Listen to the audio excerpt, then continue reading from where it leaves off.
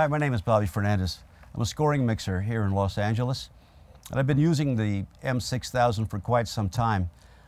Immediately fell in love with it the first time I heard it. Casey Young brought it by Warner Brothers, where I was working as a chief scoring mixer there. And it was a reverb that I was hoping that someone would actually come up with.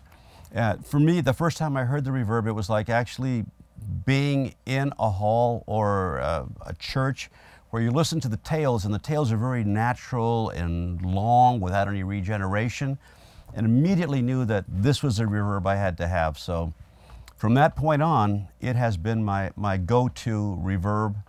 And because film scoring requires a lot, well, there's a lot of orchestral elements in there, this has become my main orchestral reverb. Again, because of the tails, the natural sound of the halls that it gives me. And in that period, I guess I've probably mixed around 200 films using the M6000, and every Clint Eastwood film since then, which goes back to 2002.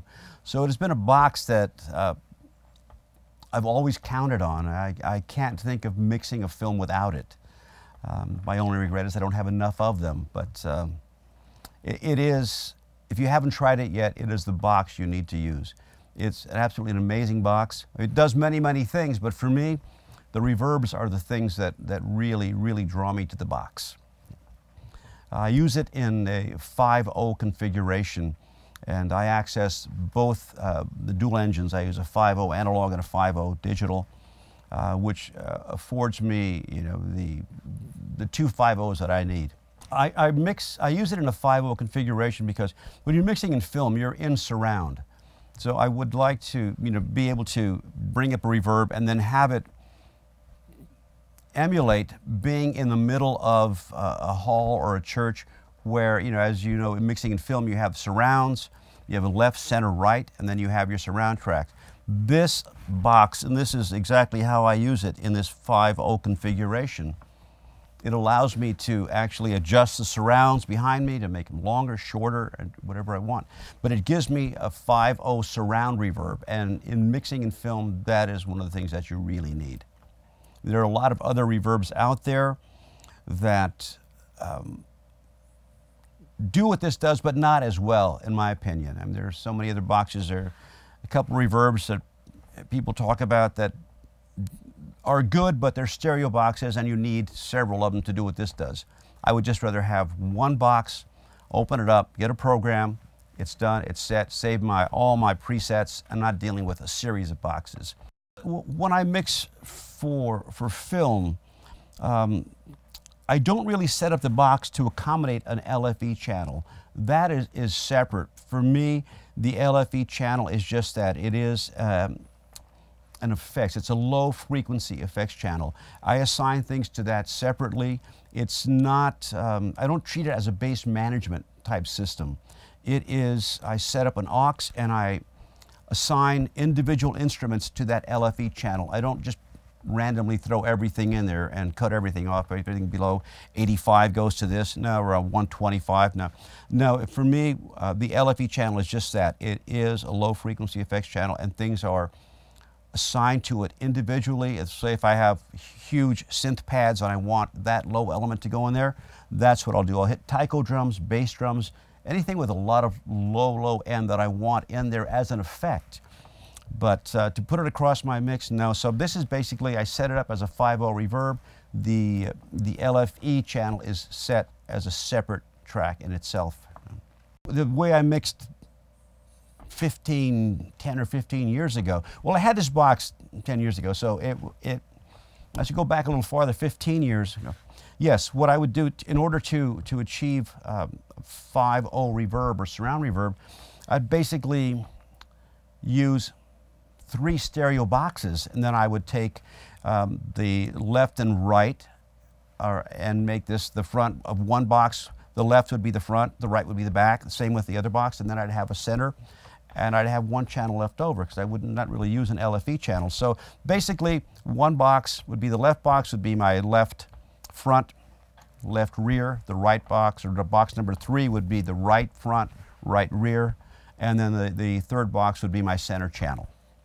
And that's how it was set up. So basically, I'm using 3 hardware boxes to create a 5.0 reverb, which meant there was a lot of, you know, record keeping there to keep, where when I first started using this box, it became so easy to draw up a program. Just call it up, set all my parameters the way I wanted it, name it for what it was, put it in the film.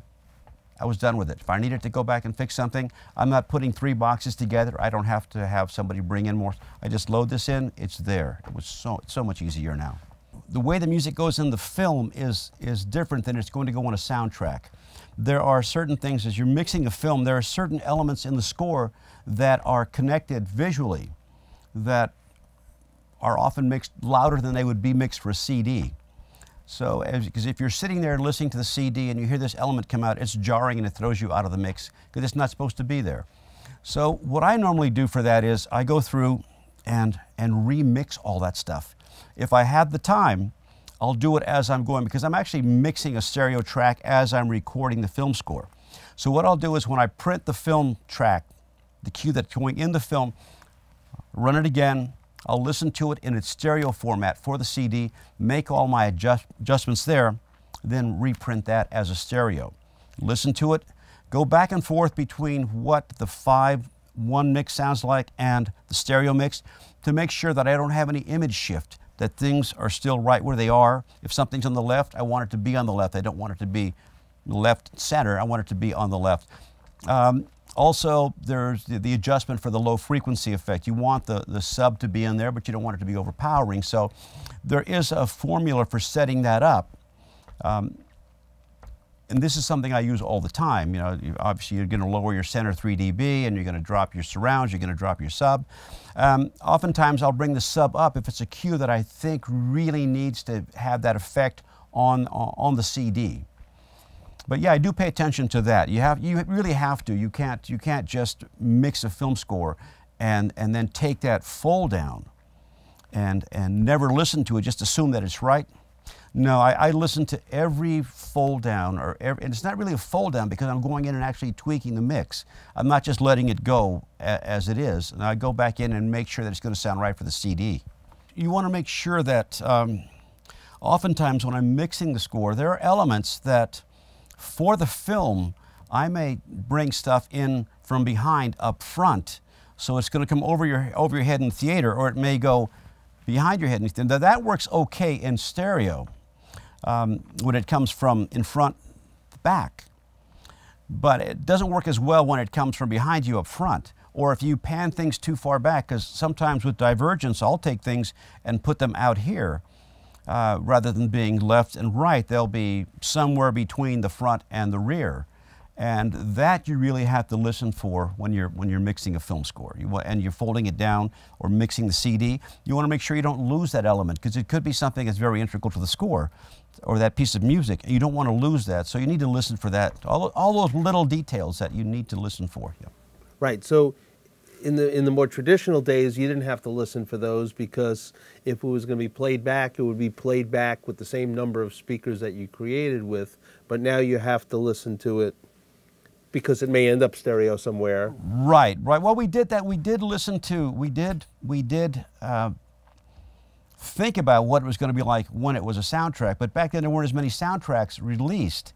And the soundtracks that were released basically came from a fold down of what the actual mix was for the film.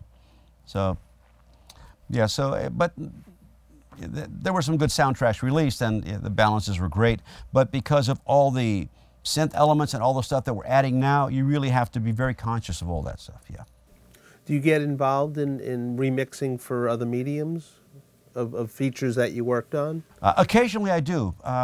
Is where I'll actually record and mix a score, then be asked to come into the dub stage and serve as the music mixer for that, which is kind of great because, I mean, who knows the music better than the guy that actually recorded it and mixed it? So you're sitting there and you're adjusting all your levels, you're working with the dialogue and the sound effects. And the way I look at it is that when you sit there, you're mixing and you know, obviously dialogue is always king, always king. And then it's always a fight between you and the sound effects guys. But with a good director and, you know, guys that are willing to bend, you can get some great mixes because the director will tell you, you know, I want the music to really come up here, sound effects back a little bit, I want sound effects here, I want the music. So there's a way of getting great mixes. But again, dialogue is always king, and we're sort of subservient to that, which is fine. Right. It's a vocal. Basically, think of the dialogue as the vocal in a record, and that's it. Yeah. Have you used any of the other algorithms like Unwrap? I have used Unwrap on several things, and it's worked out great. Yeah, it's a program I can't say that I've used extensively, but I have used it in the past, and it is a great. If you're in a situation where you need that kind of program to unwrap something into a 5/1, that's a great option. Right. If you have an old recording that was an original stereo that you need to fold into a even a mono, even if you get a mono, it'll do something to it. But of course, you're limited there also. But an old stereo recording, yes, that worked great. Yeah. Yeah. What I've done here, this is pretty much the configuration that I work in, and that is I will go ahead and set up a large warm hall is one of the orchestral programs I use a lot. And then from there, I will taper it or tailor it to what I need for the film or the cue that it's in, or that I'm using it on. I find that if it's a very lush, very full orchestral piece, I'll go with a longer reverb.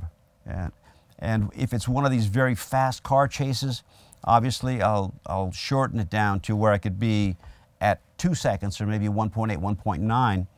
where you don't have the smear, so you still have all the detail, but yet you have the reverb.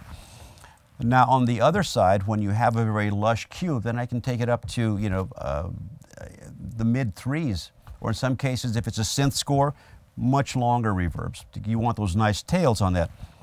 But you know, I go back and forth between what I'm doing. If it's obviously everything I do, let me go back a little bit. Everything I do, let's say 90% of what I do is surround. When I work on a record, it's a whole different thing, because that's just stereo. But there are some nice stereo programs in here that I use that are great for me. And even the smaller programs, the smaller rooms I use on film scores, when I'm dealing with a rhythm section, small combo, that kind of thing, where I don't really need a hall, I don't really need a cathedral, I need smaller spaces, I need real live spaces. That's where this thing really comes in handy for me.